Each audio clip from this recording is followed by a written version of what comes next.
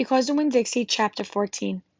Sometimes I told Gloria the story Miss Friendly Block had just told me, or I imitated Otis tapping his pointy-toed boots and playing for all the animals, and that always made her laugh. And sometimes I made up a story, and Gloria Dump would listen to it all the way through, from beginning to end. She told me she used to love to read stories, but she couldn't anymore because her eyes were so bad. "Can't you get some really strong glasses?" I asked her. "Child," she said, "they don't make glasses strong enough for these eyes." One day, when the storytelling was done, I decided to tell Gloria that Otis was a criminal. I thought maybe I should tell an adult about it, and Gloria was the best adult I knew.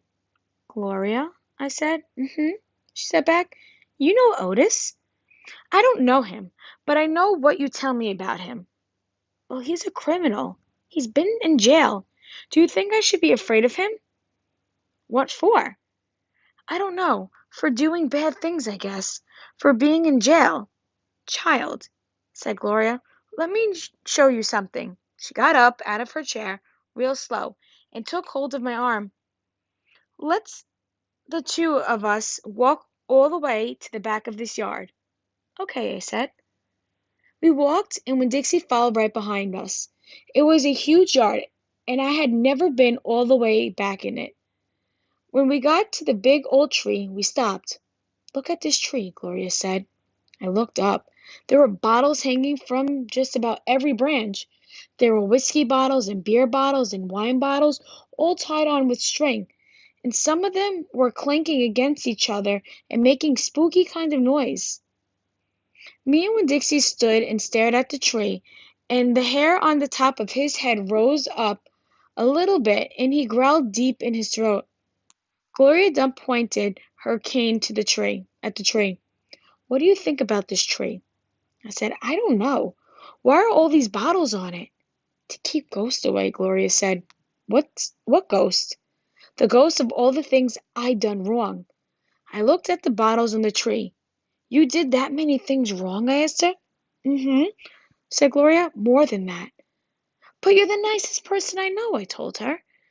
"Don't mean I haven't done bad things," she said. "There's whiskey bottles on there," I told her. "And beer bottles." "Child," said Gloria, "I know that. I'm the one who put them there. I'm the one who drank what was in them." "My mama drank," I whispered. "I know it," Gloria Dump said. "The preacher says that sometimes she couldn't stop drinking." "Mm-hmm," said Gloria again. "That's the way it is for some folks. We get started and we can't get stopped." "Are you one of those people?" "Yes, ma'am, I am. But these days I don't drink nothing stronger than coffee." "Did the whiskey and beer and wine, did they make you do the bad things that are ghosts now?" "Some of them," said Gloria Dump. "Some of them. I would have done anyway, with alcohol or without it, before I learned." "Learned what?" "Learned what is the most important thing." "What is that?" I asked her. "It's different for everyone," she said. "You find out on your own. But in the meantime, you got to remember you can't always judge people by the things they've done. You got to judge them by what they're doing now. You judge Otis by the pretty music he plays and how kind he is to them animals, because that's all you know about him right now, all right?" "Yes, ma'am," I said. "And them Dewberry boys, try not to judge them too harsh either, all right?" "All right," I said. "All right then," said Gloria Dump, and she turned and started walking away, when Dixie nudged me with his wet nose and wagged his tail. When he saw I wasn't going, he trotted after Gloria. I stayed where I was and studied the tree.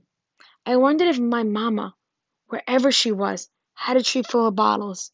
And I wondered if I was a ghost to her, the same way she sometimes seemed like a ghost to me.